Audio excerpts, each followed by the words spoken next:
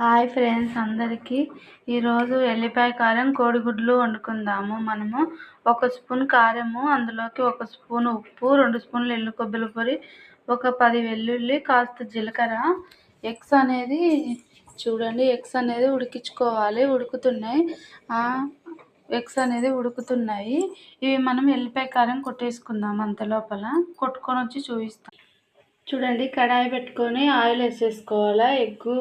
Egg ఎల్లిపాయ కారం చేసుకుంటున్నాం మనము. ఇలాగా ఇది ఆనియన్స్ ఇలా సన్నగా కట్ చేసుకోవాలి. ఒక 2 పచ్చిమిర్చి,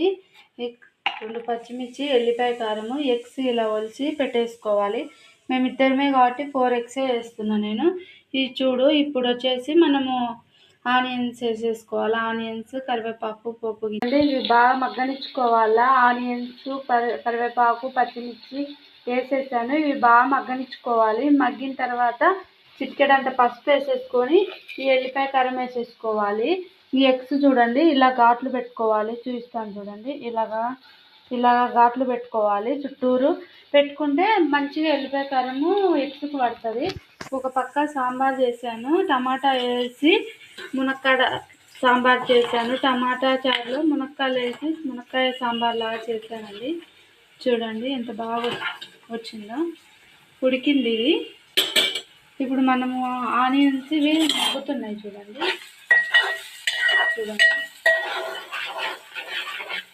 బాగా మగ్గాలండి. చూడండి, ఆనియన్స్ వేగిపోయాయి. ఒక చిటికెడు పసుపు వేసేసుకోవాలి. పసుపు వేసేసుకొని ఇలా మంచిగా కలుపుకోవాలి. కలుపుకున్నాక వెల్లుల్లి కారం వేసేసుకోవాలి. మనం ఇలా కలుపుకొని వెల్లుల్లి కారం వేసేసుకోవాలి.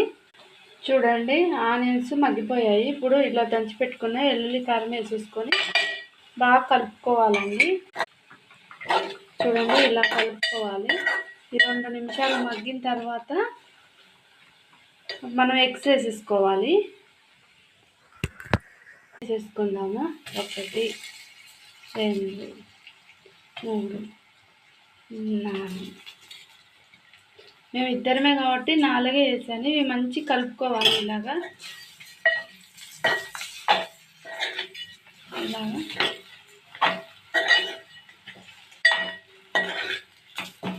ఇలా కలుపుకోవాలి.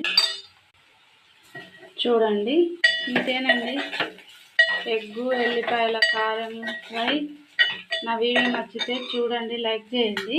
ఇదో సాంబార్ కూడా చూడండి ఎంత బాగా వచ్చిందో కాంబినేషన్. ఉంటానండి.